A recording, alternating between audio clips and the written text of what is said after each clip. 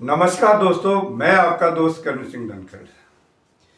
दोस्तों, क्या आप लोगों ने 1992 के शेयर बाजार कांड, हर्षद मेहता कांड के बारे में सुना है?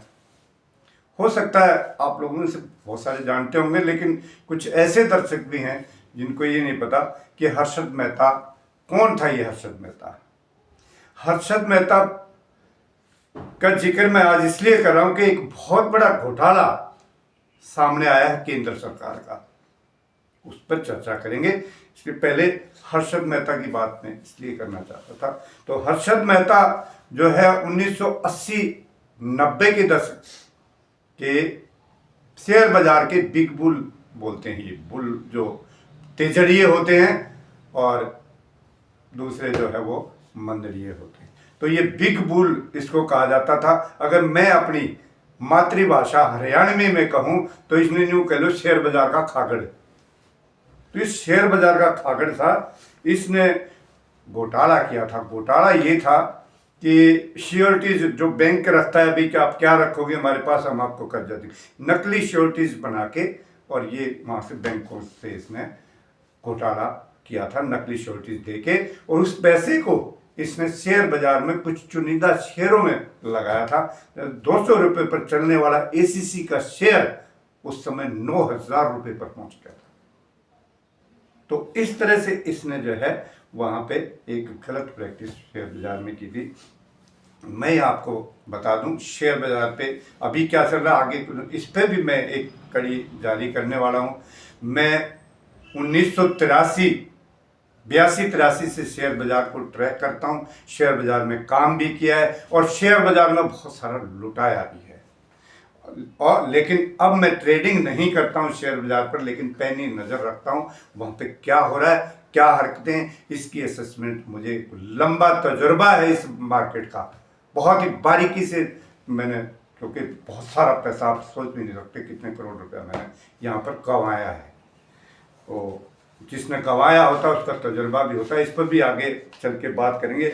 आज मैं जो खास बात जो करने वाला हूं, इस शेयर बाजार के खागड़ ने तो 4,000 करोड़ का किया था, इससे 10 गुना बड़ा घोटाला, मैं इसको घोटाला कहूंगा क्योंकि यह जनता के पैसे को कूड़े में फेंकना एक भी घोटाला है, मोदी सरकार ने किया है। और हैरानी की बात यह है कि ये घोटाला कोई आज नहीं हुआ, अब नहीं हुआ, 2023 में हो चुका है। मीडिया, गोदी मीडिया, सब चुप है, कोई नहीं बोलता, न कोई जज बोलता, न कोर्ट बोलती है, सबको डर कहीं जज लोया ना बन जाए। अच्छा वक्त आया, इसको कहते हैं, जो बार बार कहा जा रहा है अमृत काल चल रहा है, वास्तव में अमृत काल चल रहा है। तो ये घोटाला क्या है, इस पर अभी बात करते हैं।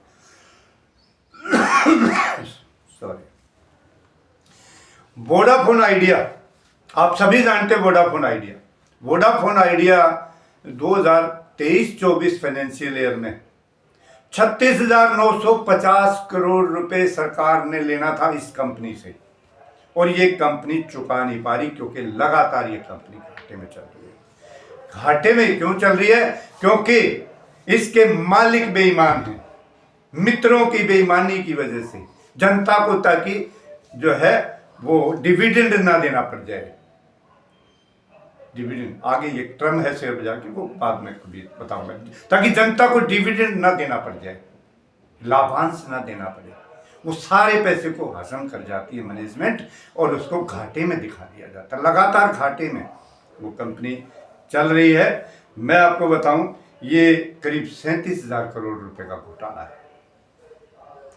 कैसे किया है घोटाला? सरकार ने जो 22.6% इक्विटी थी वोडाफोन आइडिया में, उसको खरीद लिया और इक्विटी खरीद ली, यानी हिस्सेदारी खरीद ली, और उसको 49% पे ले आए। अगर उसको 51% ले आते तो ये सरकार के कब्जे में होती कंपनी, और सरकार के अधिकारी इसकी देखरेख करते और इसको खा पी के फिर खत्म कर जाते। खैर चलिए, वो 51% नहीं किया, 49% पर टिक गया। लेकिन ये कुछ ऐसा काम है जो कहते ना, मरा मरा हुआ हाथी 1.25 लाख का, ये 1.25 लाख का नहीं है, कम से कम मरा हुआ। ये है एक मतलब मरा हुआ सांप जनता के गले में डाल दिया है।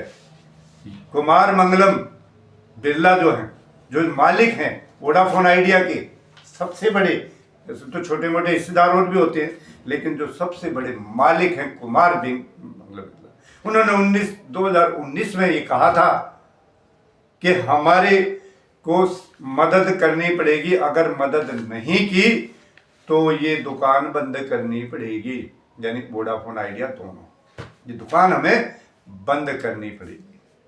और आप जानते हैं कि मित्रों की दुकान तो नहीं बंद हो सकती। किसान का के हल बिक जाए, किसान का ट्रैक्टर बिक जाए, किसान की भैंस बिक जाए तो कोई दिक्कत नहीं, बैंक का पैसा देना पड़ेगा।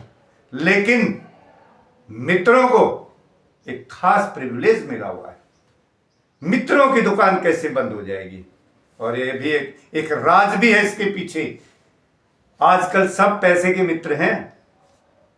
ये जो मित्रों को अभी जो पैसा दिया जा रहा है बैंकों से, 50,000 करोड़ मित्र है, ले जा, 500 करोड़ हमें दे जियो, 2,000 करोड़ हमें दे जियो, 5,000 करोड़ हमें दे। ये जो हर शहर में 5 स्टार जो ऑफिस बने, 5 स्टार होटल टाइप जो हर शहर में बने हुए हैं, वो इसी पैसे से बने हैं।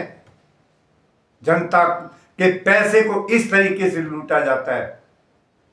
वरना जो बॉन्ड का जो कांड किया इन्होंने, इनमें हिम्मत नहीं है कि बॉन्ड इलीगल थे, सुप्रीम कोर्ट ने इलीगल घोषित किया, सब कुछ किया उसका, लेकिन सुप्रीम कोर्ट भी कहीं ना कहीं मिला रहता है।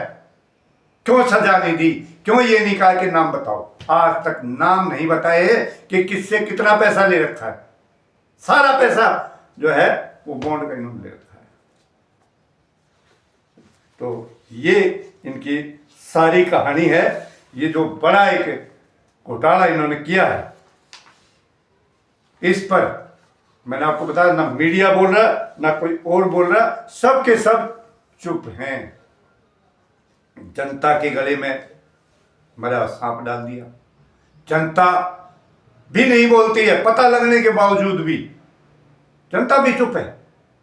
ऐसा तो नहीं कि ये मैं पहला आदमी हूं जो इस घोटाले पे बात कर रहा हूं। मैं पहला आदमी नहीं हूं इस पे। मेरे पास ये मैसेज आया था कल। मेरे एक बहुत अच्छे मित्र हैं, वो भी 1990 से शेयर बाजार में काम करते हैं और मेरे क्लासमेट हैं, बचपन के दोस्त हैं।